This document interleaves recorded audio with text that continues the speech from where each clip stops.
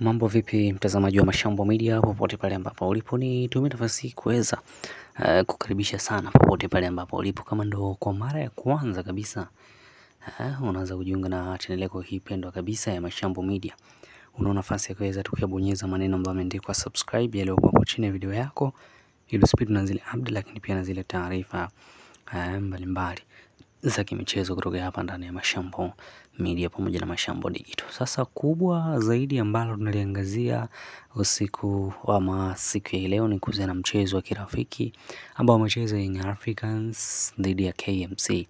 Hii bwana imekuja baada ya kuleta sintofahamu hapa katika mchezo wa ligi kuu Tanzania bara uliopita, ambapo KMC walicheza na Yanga na tulishuhudia Young Africans wakifanikiwa kuweza kuondoka na ushindi wa 4-1. Sasa ni kama KMC hawakuamini hivi kile ambacho kilitokea katika mchezo wa ligi kuu Tanzania bara, wakaomba mechi ya kirafiki ambayo ilirindima na hatimaye KMC wakafanikiwa kuweza kulipiza kisasi, wakafanikiwa kuweza kushinda kwa ushindi wa 3-2 katika mchezo huo ambao ulipigwa. Kumbuka kwamba huu ni mchezo tu wa kirafiki, si mchezo wa ligi kuu Tanzania bara, wala si mchezo ambao unajenga alama yote. Ni mchezo tu wa kirafiki ambao Young Africans walicheza na kubali kuweza kupokea kichapo. Mabao Young Africans yamefungwa na Andy Boyel akifunga mabao yote mawili, huku kwa upande wa KMC akifunga Saliboko, lakini pia akifunga Alonso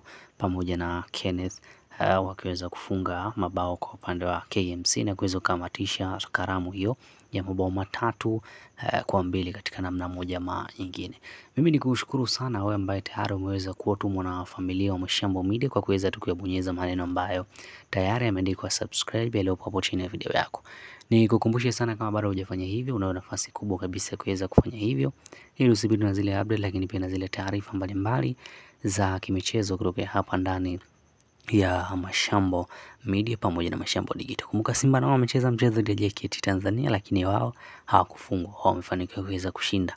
Hivyo ni kama visasi hivi vinaendelea kulipwa. Yote haya ni katika kuhakikisha kwamba wanajiweka fiti kuelekea katika michezo ya ligi ya mabingwa barani Afrika katika hatua ya makundi, ambapo Young Africans ana mchezo mgumu kweli kweli dhidi ya AS FAR Rabat pale nchini Zanzibar, lakini pia wekundu wa Simba Sports Club naye pia ana mchezo mgumu kweli kweli dhidi ya Premier de Agosto kutoka pale nchini Angola. Shukrani sana kwa ambaye tayari umekwisha kuwa mwanafamilia wa Mashambo Media pamoja na Mashambo Digital. Nikukumbushe tu, kama bado hujafanya hivyo, una nafasi ya kuweza kufanya hivyo ili usipitwe na zile update, lakini pia na zile taarifa mbalimbali za kimichezo kutoka hapa ndani ya Mashambo Media.